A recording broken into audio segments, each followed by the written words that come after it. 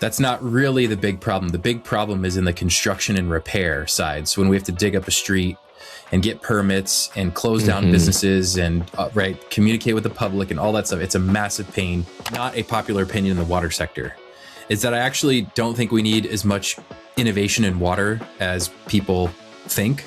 We actually need more innovation in energy. One of the biggest causes of failure in this industry from an infrastructure perspective is that we don't spend enough time in the planning phase of projects. I want to create a disruptive technology. It's like, that's the last thing they want to hear. Welcome to the Make Water Work podcast, where we dive into the people, ideas, and innovation shaping the future of water. I'm your host, Isaac Pellerin. Each week, I share conversations and stories with leaders, community champions, and innovators who are making water work for everyone. Whether you're a water professional, a curious innovator, or simply passionate about our most precious resource, this podcast is for you. Let's get started. Hello, everyone, and welcome to the Make Water Work podcast. I'm Isaac Pellerin, the Senior Vice President of Corporate Strategy at 120 Water. I'm really excited to welcome Adam Tank from Transcend to the podcast. Adam has been a longtime friend. He's also the co-founder and chief communications officer at Transcend. And then he engages a ton in the water community. You can find him on social. He has a wonderful podcast that he hosts, co-hosts with Jim Loria called Water We Talking About.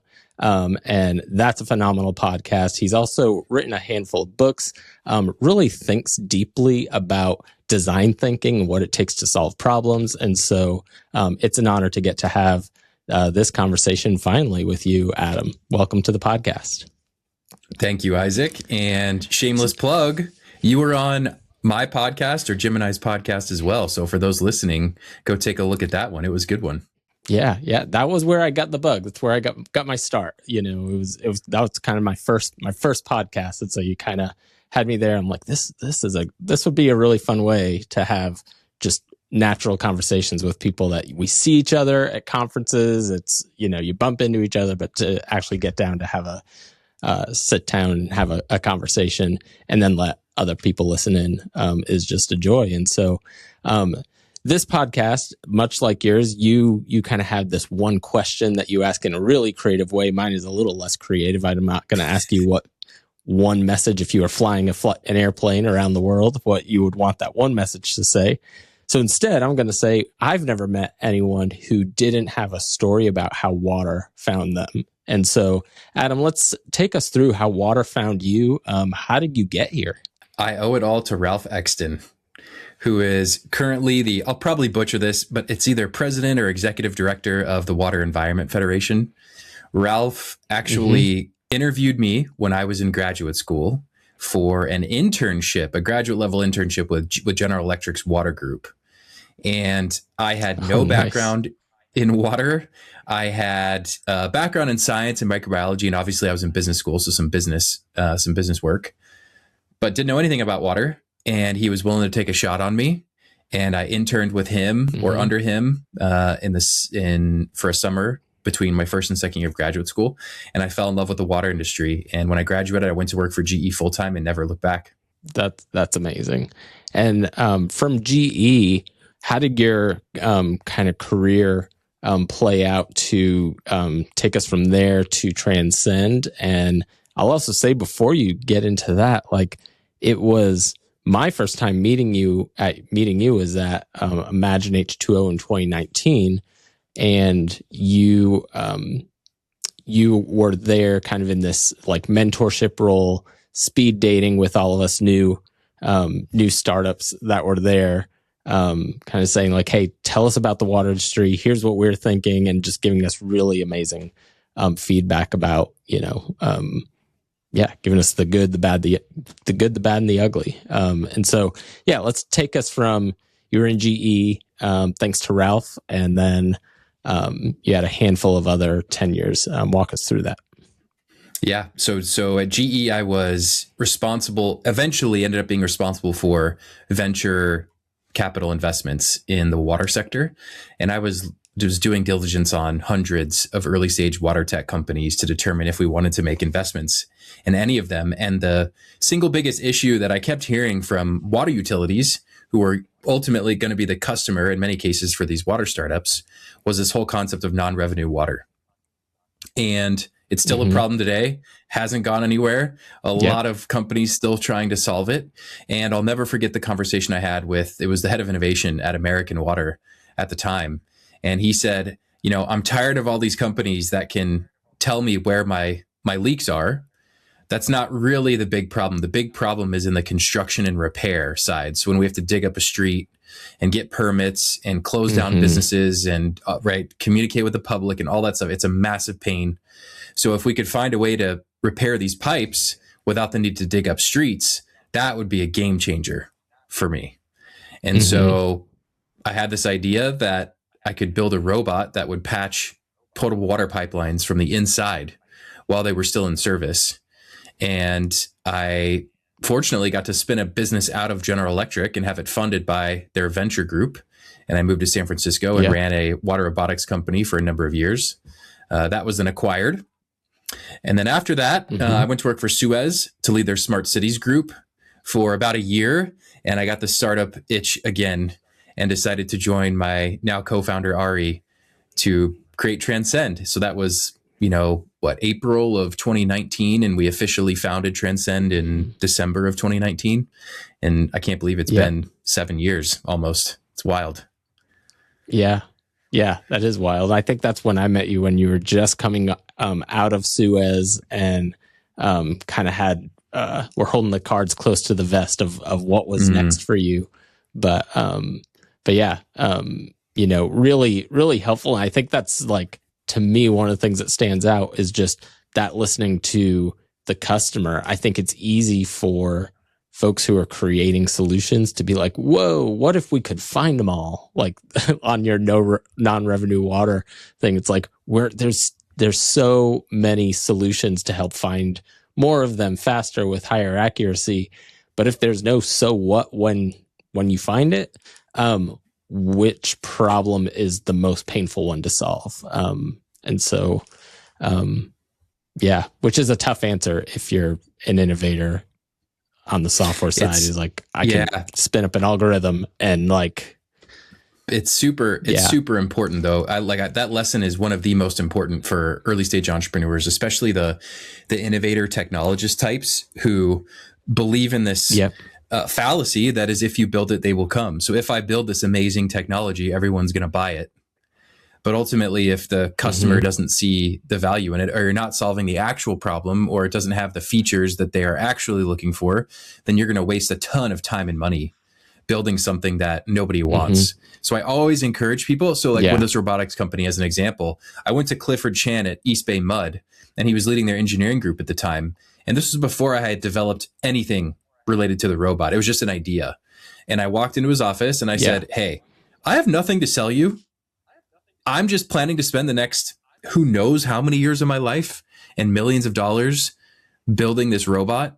And I want to make sure that when I do it and it's built, that it actually, helps you and it actually solves the problems that you have relative to leaks in your network. And he was so appreciative of that, because most people come in and they're like, here's my mousetrap and here's why it's better than your current mousetrap and you should buy hundreds or thousands of them. And so instead, he basically gave me the product requirements I needed to build this robot and made sure that we started off on the right foot. And that was a game changer for us. That's amazing. And I think, you and I will resonate with this, but there's, you can't underestimate the value of getting to spend time with your customer. And if you're actually curious, actually listening, they're going to guide you to what solution they're really looking for, and that can be a challenge to kind of get out of your own way and say, I have a really good idea that I'm in love with of what the solution could be, but am I willing to listen enough to what I'm hearing, and also be able to hear behind their own words the pain and the problem that they're really trying to solve? Because I think we could also both say sometimes the words they're using or the pain they're describing, there might be something underneath that is actually more game changing. And so you don't just always build exactly to their specifications or those kind of things. You kind of make sure you peel the onion a little bit further. I'd love to ask you, when it comes to adoption of innovation, what kind of things have you seen over the time, especially at Transcend? Like how is the industry evolving in its ability to adopt? I see a lot of promise. A lot more promise than I have historically seen. So I'm seeing a lot more accelerators, incubators, startup competitions, pitch challenges, venture investments, all of these things happening that historically we haven't had in the industry, which is phenomenal to see. Mm-hmm. I think we're still really early on figuring out how to actually scale some of those processes and programs and build them into, robust solutions for bringing innovation into the sector. But at least we have a much better foundation than we used to. So, shout out to folks like Sivan Zamir at Xylem, who has created an incredible program with the Xylem Innovation Labs. And then also, of course, has stood up the venture investment arm with Max Sordo. That is one of the best models for corporate innovation that I have seen in the water industry to date. Mm-hmm. So massive shout out to her. Transcend wise, it's interesting because we serve 3 different sectors of the market. So any major player in a critical infrastructure project in water, we touch. And so we touch the water technology vendors who are selling into water, wastewater treatment plants. We touch the engineering consultants who are doing the design and in some cases project management. Maybe even construction if they have those arms.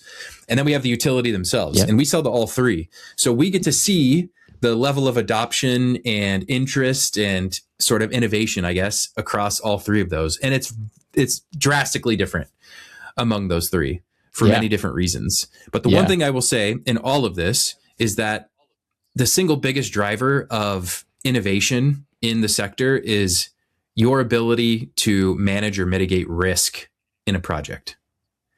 That is the key word that I don't think a lot of water technology vendors think about, and certainly startups, is around risk management, risk mitigation. So a lot of times people go in and sell, I can save you a ton of money, or whatever the value prop is. Very rarely do you hear, I will help you better manage your risk on a capital program or on a specific project or whatever that thing may be.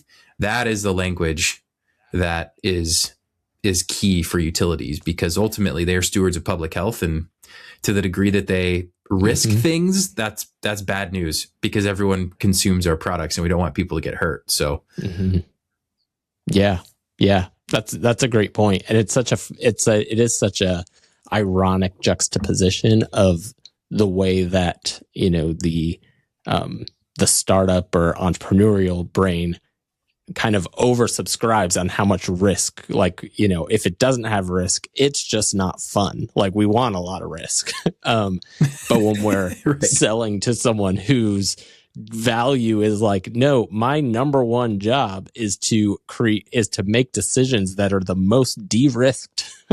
I got to de-risk every decision I make and understand how to communicate the impact of that in saying, this decision kept us from being out of compliance, having something break down the line. And it's such a tough, mindset to adjust to if you're just thinking, I want to create a disruptive technology. It's like, that's the last thing they want to hear. They do not want to hear disruption. Like, don't disrupt anything.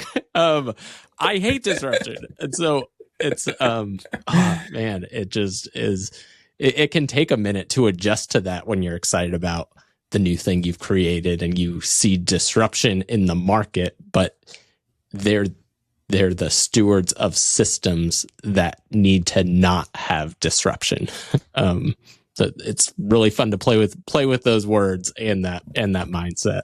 Pulling on that thread as well, like, you've in your own speaking podcasts, you have hundreds, thousands of conversations as well. I'm kind of curious, in all your conversations, what themes kind of pop up, whether about the industry or just about, human design thinking in general. It can be you can answer one or both of those angles. The one that always comes up and always has come up is the slow conservative nature of this industry. I would almost expect nothing different, to be honest with you, because to that risk point, as stewards of public health, we have to be slow and methodical and conservative, because what we do can seriously harm not only individual humans, but also impact cities and societies at large if things aren't done well. So we have to be methodical about the way that we go about things. And a lot of the folks in this industry are highly technical. So they want to dig into the data. They want to understand how things work. They really want to, you bring them a machine and they want to crack it open and see the inner workings of it and really get down to the nitty gritty. So that's one thing that always comes up. And a lot of people hate that about the industry, but it's just the reality, and you have to learn how to work with it. And it can work in your favor if you are talking to the right value of what you bring relative to risk and safety, and call it like anti-disruption or whatever the term is that we want to coin on this podcast. The second one, and the reason that I started a podcast, was that I would say it's generally known or believed, at least in my small bubble of the water industry, that we are horrible about communicating the value of what we do to the public. I mean, prime example, I was with my mom and one of her friends just this week, 2 nights ago. And her friend lives in Tucson, Arizona. And in Tucson, of course, they're in the middle of a desert. So water is a big topic of conversation. And there's a new water treatment plant being built nearby. And I didn't look this up yet, so I don't know if this is true, but here's what she told me. And perception in this case is reality, because she is the public that the water utility is communicating with. She said that they're calling the project Toilet to Tap. I don't know if that's the utility saying that, or that's the media saying that, or that's just what the public is like picked up on. But it is a massive, incredible reuse project that should be getting all of the public press. But instead, the only thing in her mind is like, I'm going to be drinking sewage.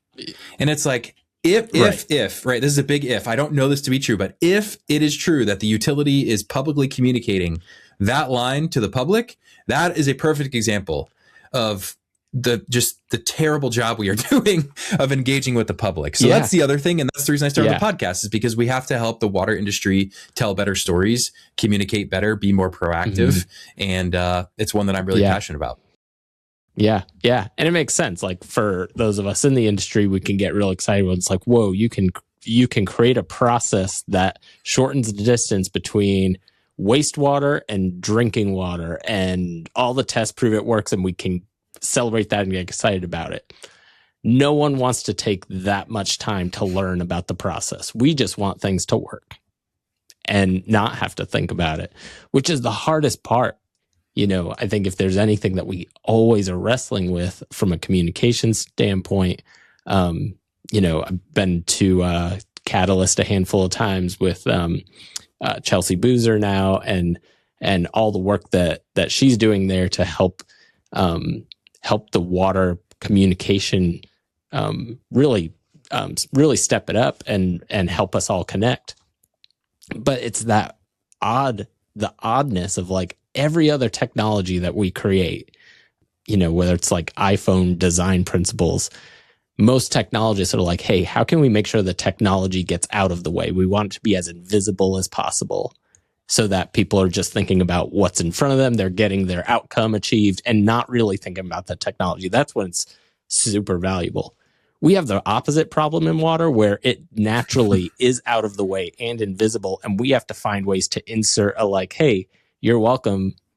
The tap, you turned on the tap, a lot of things went in to help that. And we need to bring some awareness of it without it being disruptive again. I'm really excited to figure out whenever someone cracks that code, but it's really just going to take consistency of communication. But I love that story. Yeah, hearing it directly from someone in the community. And is it funny? Like, do you get this too? Because everyone knows you work in the water industry. If you're at a family event, it's like, hey, this happened. What is it? I don't know why they gave a boil water advisory, but it was probably a good good thing that they communicated it. Mm-hmm. Yes. Yeah. I get asked questions, everything from like this toilet to tap thing to what's the best shower head you recommend? Everything in between. Yeah. But looking ahead, I'd love to know where you see some of the biggest opportunity for tech and innovation in the water space. Oh man. Oh, there's so much out there that is exciting to me. I'm a techno optimist by nature, so I just get excited about the future of all the things. Obviously, AI is very in vogue right now. And quite frankly, it has been for quite some time. It's just been different flavors of kind of the same thing for many, many years, at least from what I've witnessed. Yeah. But I do think that starting this year, like January of this year, the ability for AI to meaningfully create products that are valuable sort of out of the box without a whole lot of technical effort is just remarkable. And so I think that we are going to, we have these technical people in the industry, a lot of engineering folks, a lot of folks that probably tinker on the side at home because they're woodworkers or they're programming or they're building, right, whatever. The ability now for AI to help them build things, I think will help proliferate innovation in the sector. So I'm very, very bullish on the ability for AI to make a massive impact in not only like the lives of the people who are using it, but just like the mindset generally in this industry.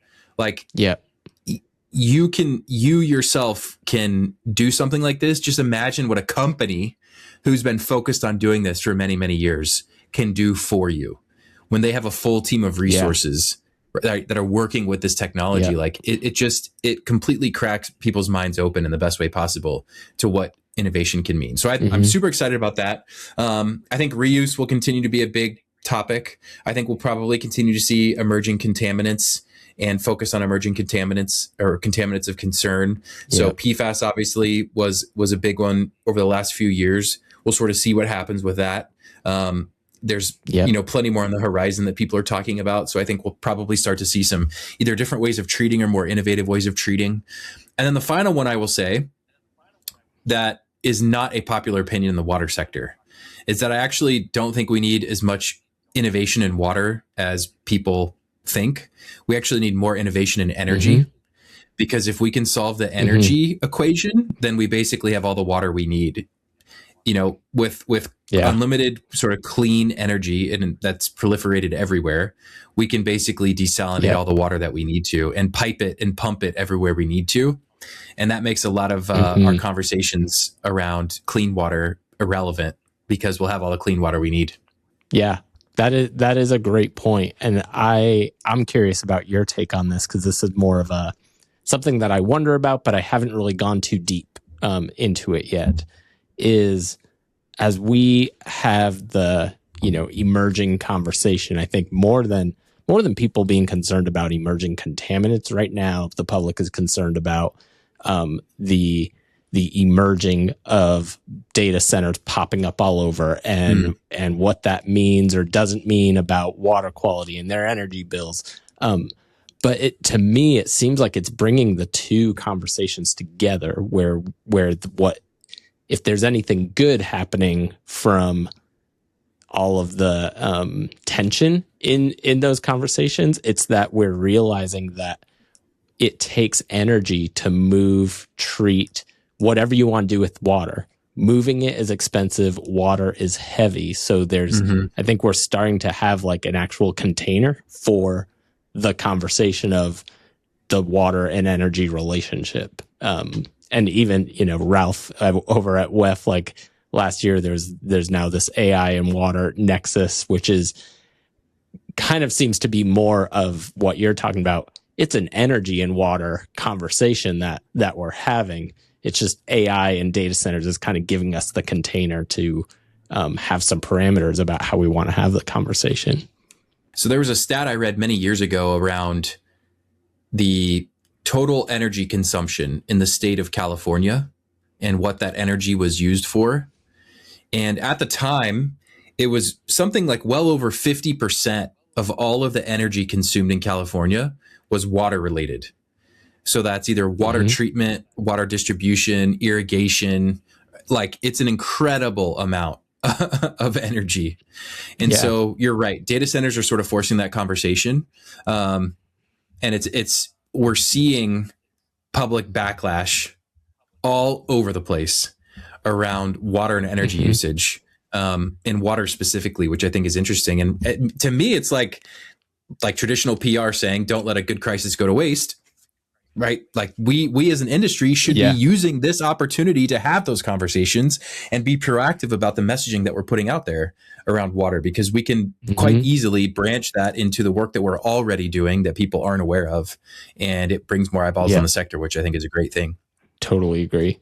I think, and I almost to your point earlier about, the non-revenue water and there being more needs around permitting, and like, it's all the coordination of actually fixing that's difficult. I think the same holds true here, that one of the barriers to communication about these projects is the proliferation of NDAs and how soon water utilities are brought into the conversation in the first place, and what they're allowed to or not allowed to talk about. And so I'm also excited about some of the frameworks that are evolving and developing around this, that kind of help us say, hey, we need to get more information out earlier. We need to talk more about what we're doing and how we're managing the resources and the impact to our communities. Because it doesn't help to say there isn't an impact. It does help to say, hey, here's what we're working with. Here's the impact. Here's the value. Here are the trade-offs we're making, and involve the community as much as you can. But that almost is the challenge right now, I feel like, of water utility leaders, is to force themselves into those conversations, getting uncomfortable, saying, hey, I need to be proactive with my city manager, with my mayor, with my town, to say, hey, if as this emerges, make sure I have a seat at the table as early as possible to be part of this conversation. Don't bring me in after the fact, because they're often the ones taking all the hits, and they're sitting there like, I just found out 30 days ago too. Like, it can be really challenging. I think the last question I'd love to ask you too is just tell us actually a little bit more about Transcend, what Transcend is, what it does, and the impact that it's having in the industry.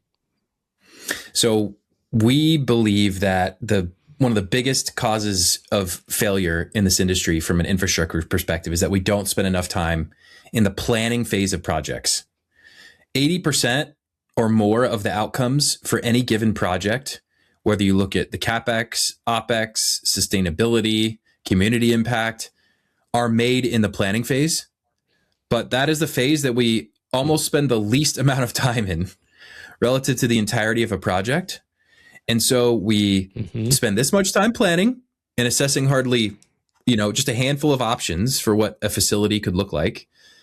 And then we spend the next 10 years designing, constructing, building, and then hopefully operating. And then we realize, oh, wow, like this thing isn't what we needed it to be, or so much has changed in our community that we actually needed something different. And so then we spend the next, 2, 3, 4, 5, 6 or more decades chasing our tails. And so Transcend is squarely focused on that planning and preliminary design phase, where we give the people responsible, engineers, capital planning teams, water technology vendors, the time and space to evaluate all of these options and come up with better decisions that will drive those outcomes. And we do that through automation. So our software automates the early phase engineering and design of these assets. So that way people's minds can be freed up to do more valuable work and not the routine, monotonous stuff. Yeah, that's awesome. One of my favorite authors uses a phrase called include and transcend, which, is a nod to in the name, but I kind of like that idea here, where like, how do you include as much as you can on the front end so you can transcend? And so I'm just connecting the dots in my own brain right now on how great of a name that is for a company that is doing exactly that. And so, yeah. Well, Adam, I'm so thankful that you agreed to be on my podcast and get to be someone, you're someone who makes water work for a lot of folks who have a vested interest in ensuring that it works for their communities as well. And so definitely thank you for your friendship and your mentorship along the way. And where can people find you? We kind of hit on that at the beginning, but go ahead and make a plug for where else people can find you and interact with you. Yeah, LinkedIn is the primary one. So just Adam Tank on LinkedIn. You can also go to adamtank.com. And then, of course, Transcend is Transcend Infra, like Transcend Infrastructure, but transcendinfra.com. And thanks for having me, Isaac. I really appreciate it. Yeah, you bet. Well, and thank you all for tuning in. I really do very sincerely love that I get to have these conversations and that I get to share them with all of you. We have so many great people in the industry, and it's good to have a platform to be able to highlight their stories. And so if you've enjoyed this episode, please like, share, comment, reach out. I'm getting a number of folks reaching out about saying, hey, have you heard of this person? They do something really cool. They'd be a great guest. And I really enjoy getting those notes. So feel free to send me one, and we'll see you next time. Thanks for listening to the Make Water Work podcast. If you enjoyed today's episode, please take a moment to like, share, and subscribe so you never miss a conversation. We'd love to hear your thoughts and questions. Connect with us on LinkedIn or send us a message. Together, we can make water work for everyone.